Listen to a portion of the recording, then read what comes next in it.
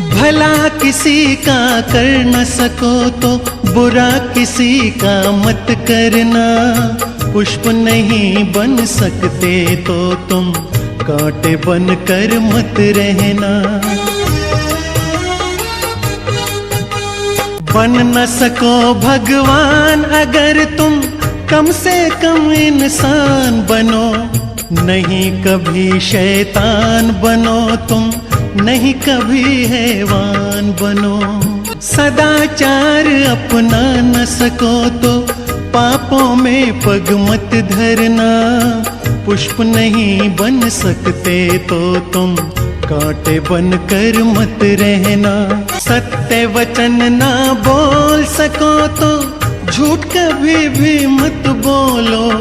मौन रहो तो ही अच्छा, कम से कम विष तो मत घोलो।